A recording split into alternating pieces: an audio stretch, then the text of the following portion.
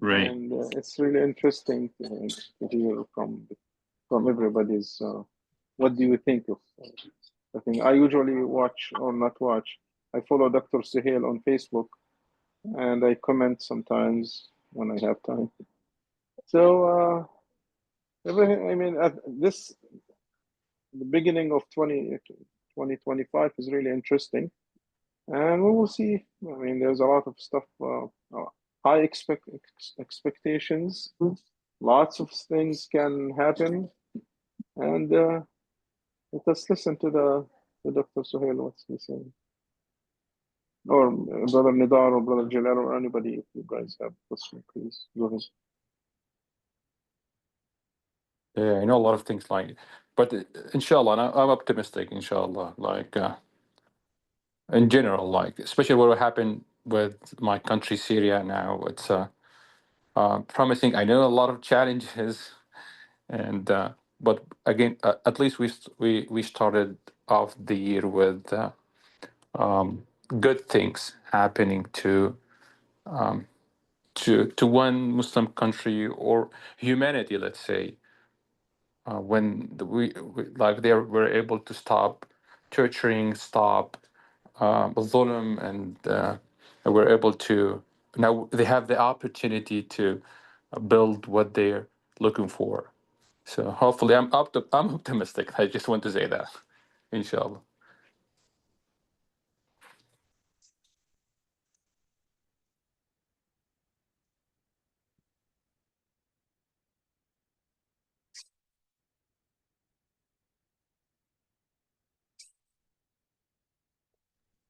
Hello, Assalamu alaikum. Alaikum salam. This is Asma. Just wanted to find out what's going on in Syria. You mean what I when I said Syria? No. What's happening in Syria? I mean, positive, negative right now because I'm so sorry the Azan will go away. Because basically people said that Syria is not a geopolitical entity on the map right now because the government that is handling, because Assad was taken away, but that's everybody celebrated. But somebody said that it's even worse now because we don't even have a government.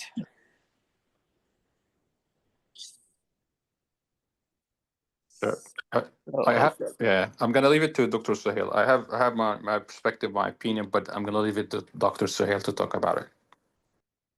Well, I don't know where to start from. Bismillah, alhamdulillah, salatu wassalam ala rasulullah, ala alihi wa sahbihi wa man wala.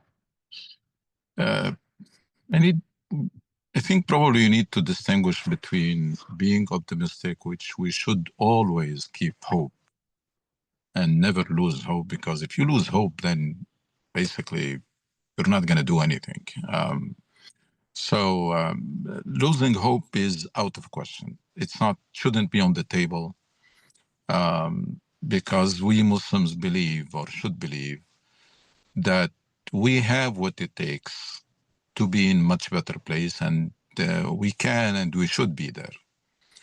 Where we should be, the Quran describes that. Quran tells us where we should be. Ummatan wasatan, khayra ummah, etc. And we should never lose sight. We should never compare with the worst conditions, and if they improve a little bit, we say we're good. No. The standard should always be that is mentioned in Quran. There is a standard in Quran. There is a profile of this community where it is supposed to be. It is supposed to be a model community, a leading community in the world, by example and by what we do for humanity. When we lose sight, then it becomes a problem, because then there is no reference. And that's what governments keep using all the time. They don't tell you about any objectives, so they can call anything success. And they can tell you, look at where we were before and where we're now. We build some highways or roads and some bridges and some schools, and so we are successful. And they can say that because they deceive us to use a very bad reference, and against which everything looks good. And that's what is happening in Syria now.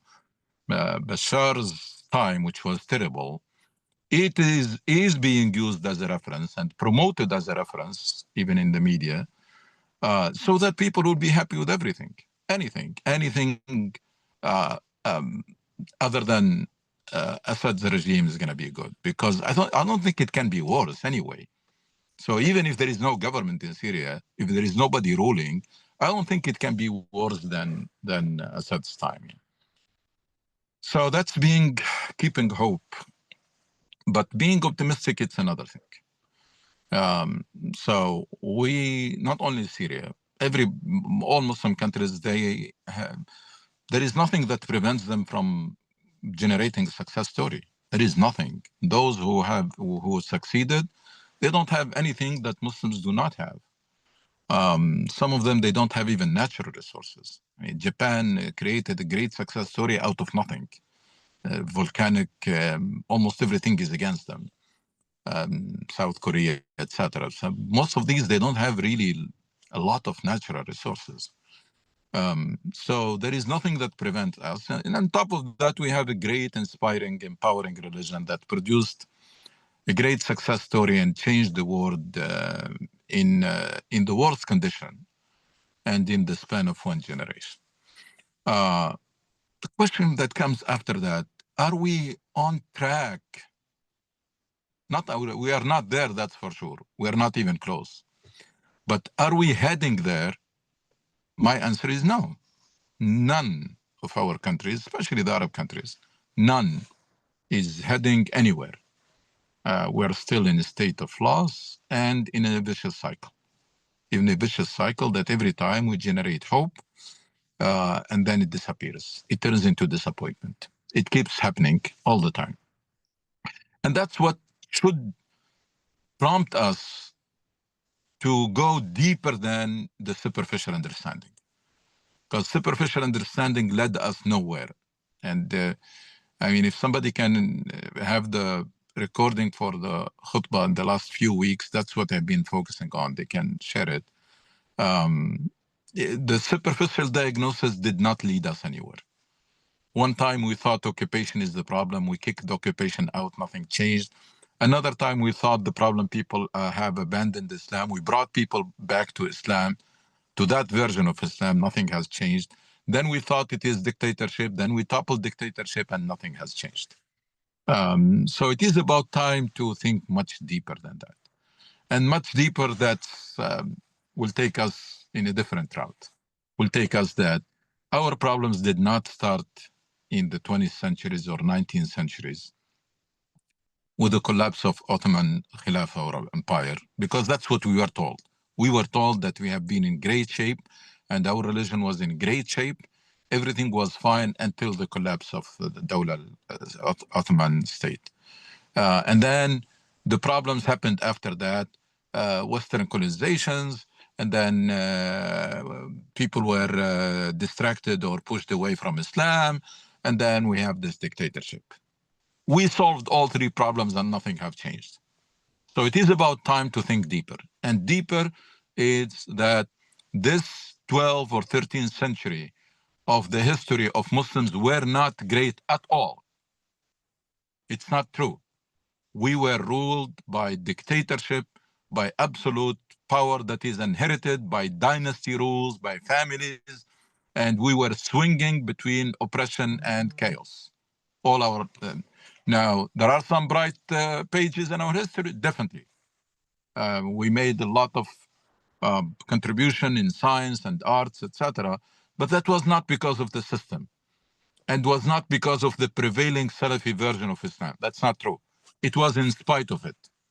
It was by the great, either every now and then we have an enlightened Khalifa who will create some tolerance and create a room for people to be creative, or these great scientists, they did it in spite of the system and they ended up persecuted because scholars of Islam were persecuted and scientists were persecuted. They were accused of all kinds of accusations. So it is about time to realize, because this is what we have in the minds of Muslims. Muslim Ummah was great all this time. and Islam was preserved, the true Islam. My narration is that we lost our way many centuries away, and the true version of Islam was mutilated through these centuries. And what reached us is an Islam that does not change, does not inspire, does not empower, does not do anything.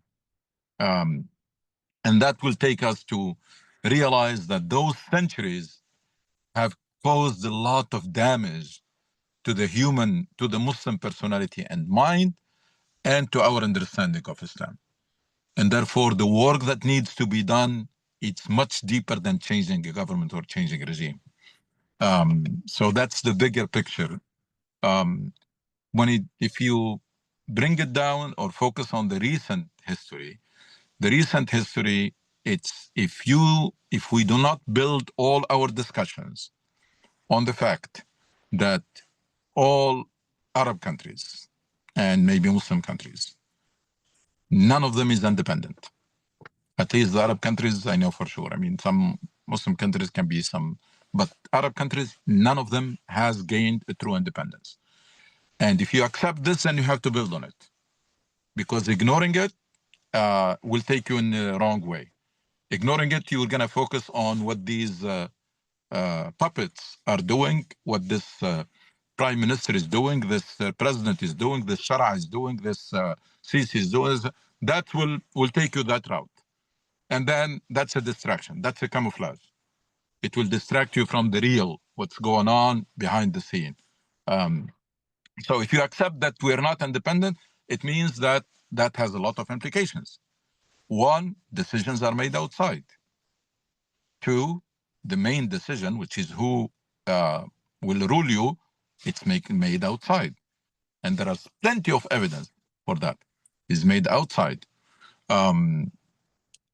Three, it's whoever is appointed from outside is to serve their agenda, not yours. They're not coming to achieve your goals. They're coming to keep you in control. It's the same work that was done by direct occupation. It is being done by those, whatever you call them, wukala, or people who are doing, it's occupation by proxy. And what's the evidence for that? So many evidences. We have changed governments and regimes more than anybody else, probably. We keep changing them and nothing is happening. Because we have been through this cycle. Somebody comes with the nice words and promises, etc., and then we are optimistic. And then we wake up and find out that nothing has changed. And disappointment, despair, start adapting to the situation until it becomes unbearable. Then we revolt. And sometimes we just get anger out and we don't change anything. They can change prime minister or government.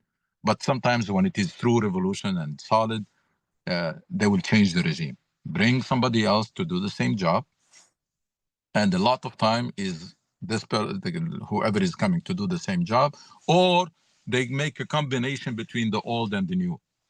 Just remove the symbols of the old regime. Those, like, you don't gonna bring Bashar out back or Maher or no, these are out. So the ones who are burned, these are out. But second, they can come back and then they do this. They did it in Tunisia, they did it in Libya, they did it everywhere. I mean, it's a combination between the old and the new. And this struggle for power is continuing, and it is by design. It is by design that, since the end of direct occupation, the struggle for power in our countries did not stop. And nobody was allowed to finish the others. So we bring you in charge, you do whatever you want, dictatorship, just keep people under control, make sure nothing changes, but we're gonna keep also the other side there as a way to put pressure on you. And then of course, as contingency plan, when you expire and the situation is not sustainable, then we can change you. That's what is happening. It's bad to accept it. It's painful to accept it, but without accepting it, we are going nowhere. I'm shocked that people see, for example, in Syria, it's basically the most difficult situation out of all the Arab Spring. You have foreign armies occupying lands, and they have tens or maybe hundreds of military bases. So 1/3 is being Kurd and Americans. I don't know how many bases they have, and the Russian here, and that's one. Second, sectarian society. Third, it's in a very critical and delicate area. And then somebody is ruling it with no constitution, with no law, with nothing. He does what he wants. Something that nobody has done, even prophets. Even the Prophet ﷺ wrote the constitution. Khulafa, they were held accountable, and people will ask them and correct them. But this, we have someone, even Gaddafi has wrote something. We have someone who does not want even to write anything and to be bound by anything. And he already took 4 years. He said, I'm going to continue doing this for 4 years. He'll probably bring some convention just to stamp so that he gets some legitimacy. But it's clear that the group, it has no intention to be bound by any democracy or by any. They just, because that's what they believe. I mean, forget about what they say. That's what their beliefs is, this idea of takfir. That's their background. They're coming to impose Sharia, to impose this, but there is a limitation.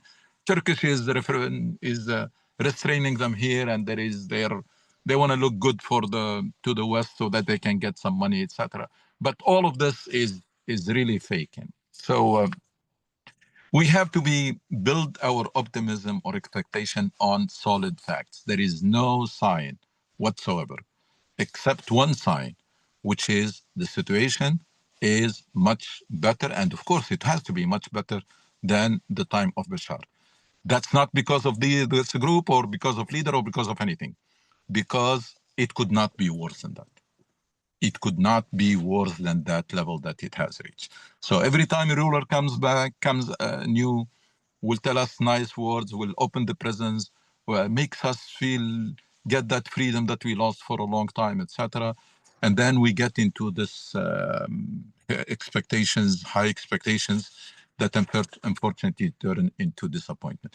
Just to conclude, I told you before, I think, about how a president of Tunisia was appointed at a certain point in time. There was an embassy, European embassy, Italian embassy on behalf of the United States and Western Europe was doing interviews. And then they settled because the old regimes, the old president became so ill and out of touch, out of the picture even, and things became chaotic. So that was the time for transition. So they were making interviews, and then they settled for somebody. Very recently, this just last few weeks, how the Lebanese presidential problem was solved and how the prime minister was appointed. It's amazing. It's amazing how we can still talk about politics, talking about what we see as the facade. Allah, the president said, the Shara did, Joseph Aoun, whatever, these are the comparse or the puppet that are on the facade that we keep ourselves busy with them. Macron called Saudi Arabia. Do you have any problem with Nawaf Salam, or do you prefer your friend Fouad Makhzoumi?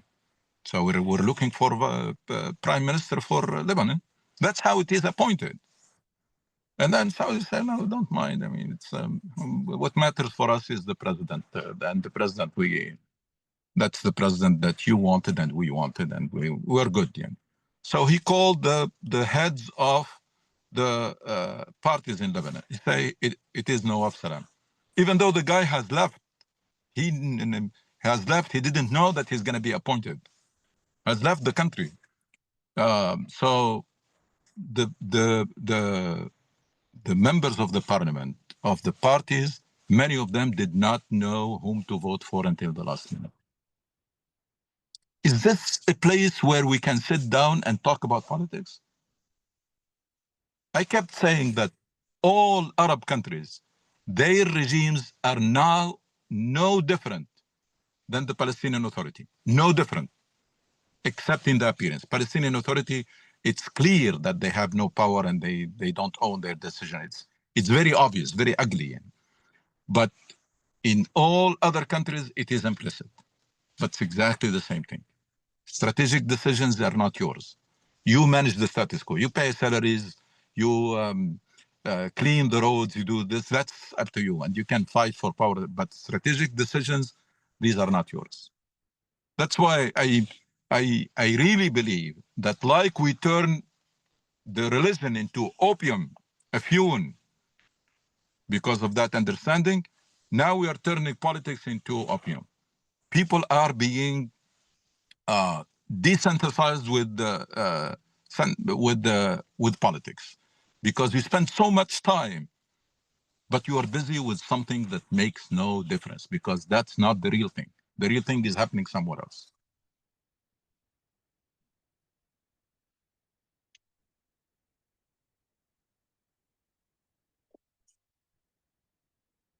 Assalamu alaikum, Dr. Ganoji. I don't know, I think some Westerner made that comment that, religion is the opium. It's Marx. Marx. Okay, Marx. Yeah. So my question is, but, that was a total different context. I think it's the best opium. That this is the best. I mean, I'm translating opium as an obsession, and that's the best obsession allowed, like the Prophet Sallallahu, we are supposed to love the Prophet more than ourselves. No. Opium is not obsession. Opium like taking drugs. Drugs. Is what? It's like taking drugs. No. I know that literally. But I'm figuratively, metaphorically, I'm translating into an obsession because when they mean that, it's like taking drugs, yes, it means that they are intoxicated by something. No. They mean that it kills the incentive, it kills the ambition. That's what Marx said about the Christianity at that time when the Catholic Church was stifling and suppressing any creativity or any thinking or any science or anything and making people, subduing people. Yeah. So no, it isn't that context. No, of course we need to have that the great love and of our Prophet and but no, it's not in that. The context is that Islam is a religion of change. It inspires people to be all they can be, to make difference, etc. But there are some understanding of Islam. If you remove the sense of mission, if you remove the ultimate purposes of Islam, and you focus only on the rituals and the appearances, it becomes something that will help dictators subduing the population. Yeah. Yes, but most of the people, especially Muslims, they think that we are backward technologically, but as long as we have Iman and practicing at a bottom line, we are still better off than what I'm saying. As long as there's Iman inside us, we are steering very slowly, cannot make very sharp turns. It's a big ship of Iman, but at least we have Iman. I mean, those people who are westernized, technologically advanced, they don't have they don't practice any morality. Look at their foreign policies and, all the violence and all that. So at least we are better off. I mean, I'm not justifying, That's not the Quranic approach. The Quranic approach, when Muslims have that crisis, when the Prophet's wife was accused of fornication, Quran was revealed and was very harsh on them. Didn't say that as long as you have Iman, you're good. It was very harsh language. And when Muslims were defeated in the Battle of Uhud in the second part, Quran was revealed in a very harsh language. Didn't say that, okay, it's to be defeated, okay to lose, okay to fail, okay to be backward, but just because you have Iman. And that was the prophetic community. The prophetic community in Quran called it failure and called it defeat. حتى إذا فشلتم وعصيتم وتنازعتم في الأمر. It's a very harsh language. And then منكم من يريد الدنيا ومنكم من يريد الآخرة. Some of you are after this worldly life and some after the hereafter. And then at the end concluded by saying, you have nobody to blame. قل هو من عند أنفسكم. That's not the same. This settling for the minimum and saying because we have Iman, we are better than them. Let them do technology, we can buy it. That language is very bad. Allah subhanahu wa ta'ala wants us and expects us to be the best, to be the best ambassador of this religion, to be the people with great impact on humanity. Whatever we settle, we make difference. Whatever we settle, we have a significant impact that people can feel it because we change things through Amr bil Ma'ruf wa Nahy anil Munkar, through Islah, etc. That's what that's what will make Allah subhanahu wa ta'ala pleased with us. But all these ideas are coming from that distorted version of Islam that says as long you are performing the rituals, as long you have Iman, as long as that, don't worry about what's going on. You can fail in your personal life or in your profession or career. You can fail as a community, or you can be backward. That's no problem. No, I'm just comparing. No, I know that's not, you're just justifying, but that's a very widespread. It's a very widespread that we keep finding excuses to justify our failure. And when we don't find anything to say, we say, look at our history. We were great before. Because we don't have something to show for now. I mean, they see the zahir, the batin. I'm talking about, metaphorically, but basically, we have to improve on our iman. And the other thing is the verse that you quoted, the incident that you quoted, the mistakes that Muslims made in Ahad. Then after that, Allah subhanahu wa ta'ala sent a verse saying that you still, to the Prophet sallallahu alaihi wasallam, that you will still take their advice. They made a mistake. Consult them. Yeah, consult them. Sure. Yeah. But that has nothing to do with the defeat. That has some reasons that you need to be aware of them and to avoid them in the future.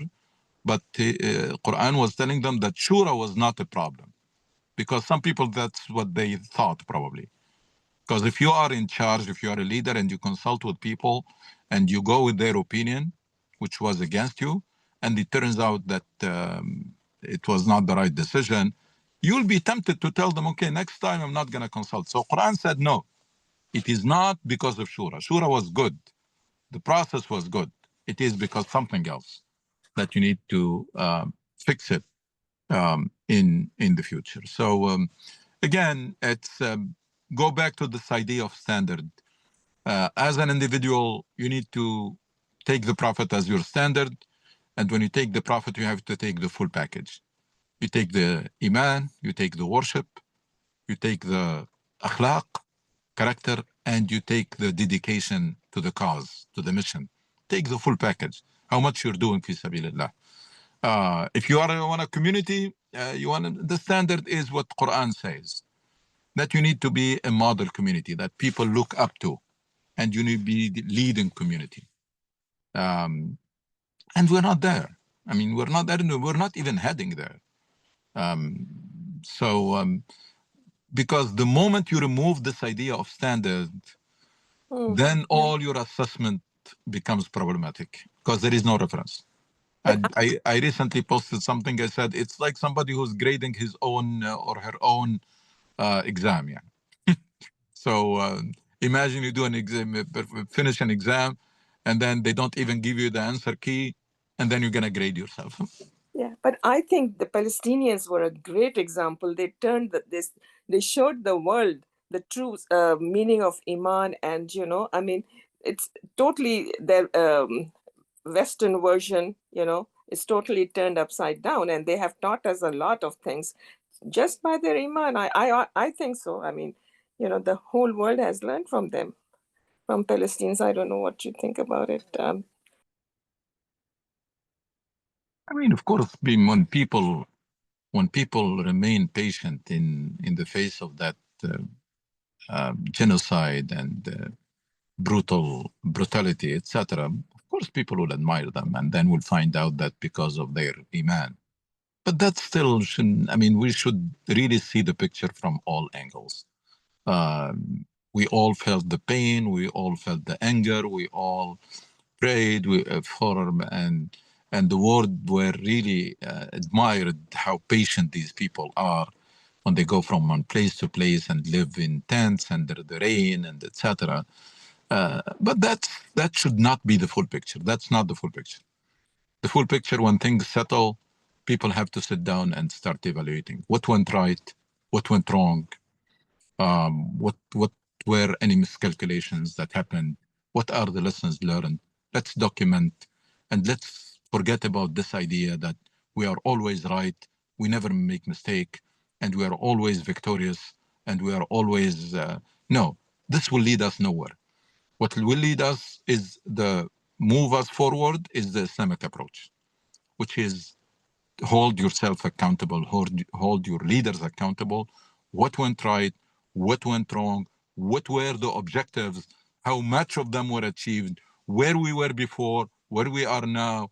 What are the gains? What was the price? Compare the benefits or to the liability or to the price that was paid. Was it worth it? All of these hard questions that I know nobody probably dares to ask them, especially in social media, because the wave is so strong. Nobody want to stand in the face of it. But I think people have to, once now things have settled, these questions, there is help to the population, and there is also this part has to be done, which is holding people accountable. Why you made this decision, based on what? Were there any miscalculations, etc.? And what's the outcome? Was it worth it, etc.? But to say that 200,000 people between Shahid and etc. is okay, no problem. No, that's not right. This approach is not right. What did you want to achieve? How much of it you achieved? And what was the cost? Because that's leadership. That's leadership. And I mentioned that this Jumu'ah, I watched a documentary on Thursday about how the Israelis dealt with the 2006 war. 2006 war with Hezbollah. Of course, Hezbollah and Lebanon continued to celebrate until the last year. Every year they celebrate. But of course, no evaluation, no assessment, nothing. It's only celebrations. And then the Israelis, they went into they asked the question that we should be asking all the time. And wallahi, sometimes I feel bad that the Islamic approach is being adopted by countries and it's benefiting them, but it is not adopted by its own people. So they hold everybody who made the wrong decision accountable. They reviewed all the plans and strategies and execution and everything. And that's why when they come back into 2024 or 2023, the Hezbollah people, they came with the same strategy, even though they became much stronger, but there was no evaluation, there was no assessment, there was no accountability, there was nothing.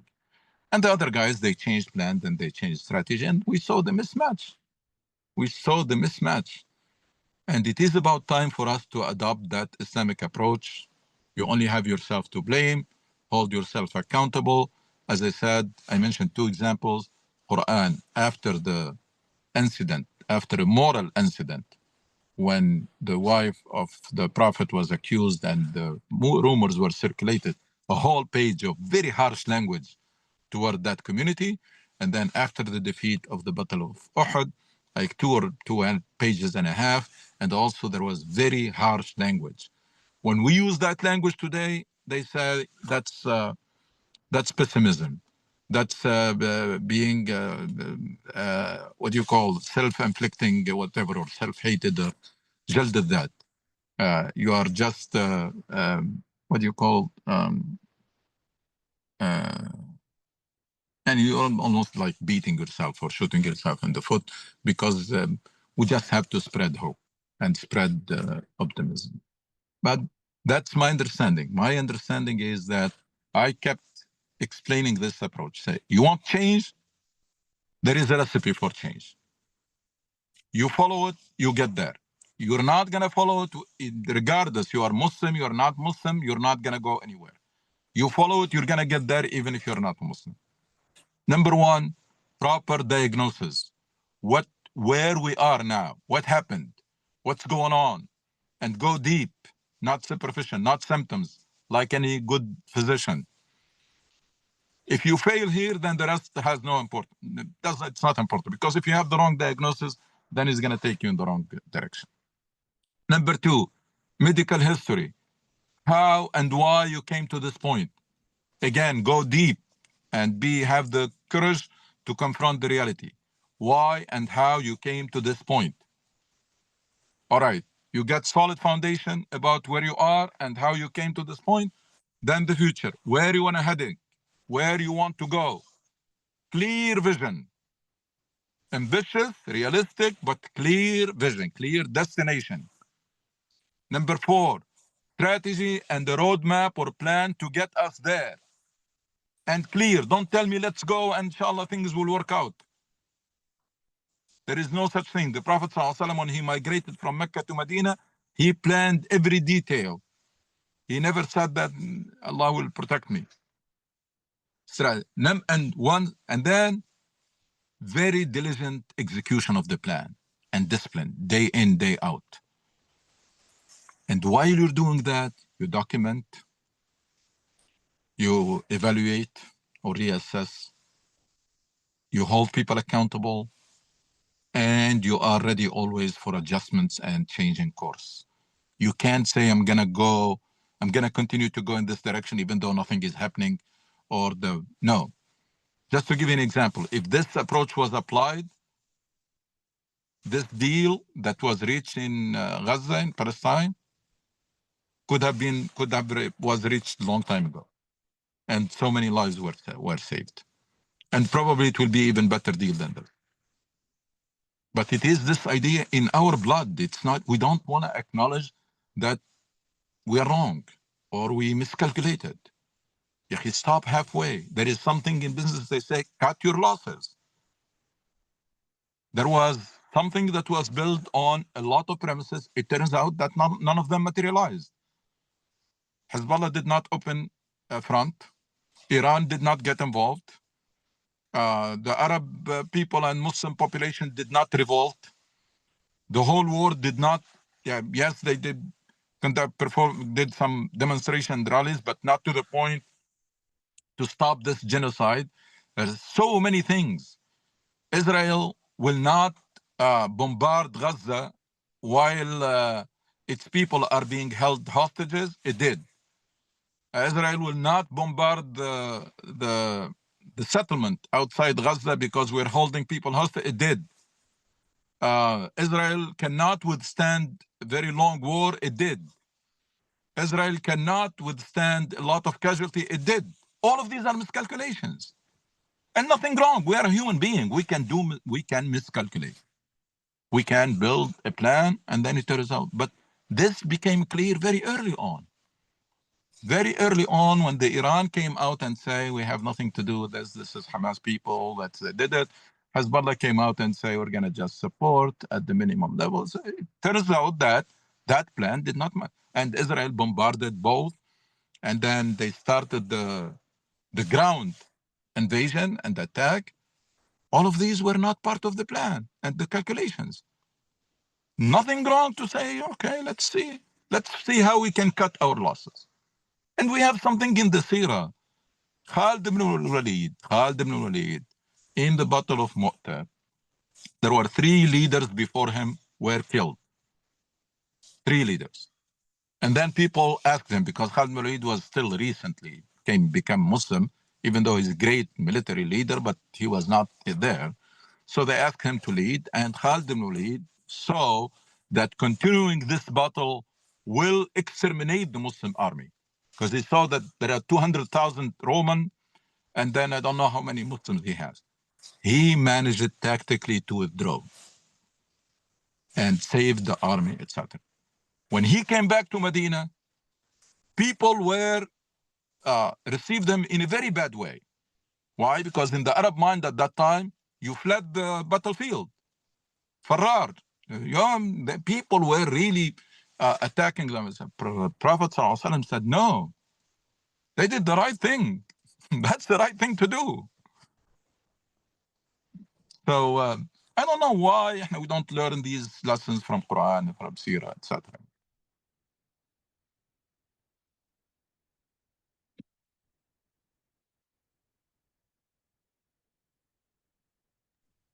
So, Dr. Ghanouchi, you said like a strategy of 5 things, I think. First one is a clear diagnosis of what's happening, and then I catch. How and why we came to this point. Okay. Number Okay. 3, clear destination, vision, Mm-hmm. where we're heading. Because if we don't have clear destination, then any progress we can become complacent. That mission accomplished. No, mission is not accomplished because we're heading to California, not to Western Virginia. So when we Great. are in Western Virginia, we can stop, we can have something to eat or drink, but then we resume because that's not our destination. Number 4, strategy. Strategy and roadmap that will take you there, that has a chance of succeeding. There is no guarantee, but at least something that we have a shot on succeeding, on reaching there. Roadmap, strategy and roadmap. Number 5, execution. Because a lot of times, sometimes we have very good plans if we have, and then we fail in execution, the discipline, execution, proper execution. And then while this is going on, documentation, توثيق, تقييم, evaluation, محاسبة, whenever we have the chance to hold the people who make decisions accountable, and be ready to make adjustment or change in course. And when everything settles, also lessons learned. Those lessons so that next generation or next time we build on them. Yeah, this reminds me with strategy that many companies are following now. Even there's a book called Lean Startup, which the main concept is build What is called? Lean Startup. Oh, good. Lean Startup. Lean, Lean, right? Exactly, Lean Startup, and it was even adopted by big companies and government in the U.S. as well. And this guy, he trained many leaders and companies about it. And the main concept of this strategy, this book, is build, measure, learn. It means you go ahead, do something, build whatever, build a project, build a company, build whatever, and then number 1, number 2, build it at your maximum ability to do that. Not perfect because we are not perfect. And the second step is measure. Now, as you said, Dr. Ghanouchi, you go there and see what's going on and have numbers, have figures, figure out what's going on, why this happened, and let people give you feedback. And then the third thing is learn from what you have, and then improve. So Great. build, measure, learn. Excellent. I will check it. Lean Startup, right? Lean Startup, and I use it in my company as well, and it's amazing. Like we Great. always go ahead, we build something, and we ask people to give us feedback and everything. Then we learn what our experience, and then we have a strategy how to improve it, and we go ahead, rebuild, measure again, learn, build, measure again. Yeah. Excellent loop. Build, learn, build, measure, learn. Build, measure, learn. Excellent.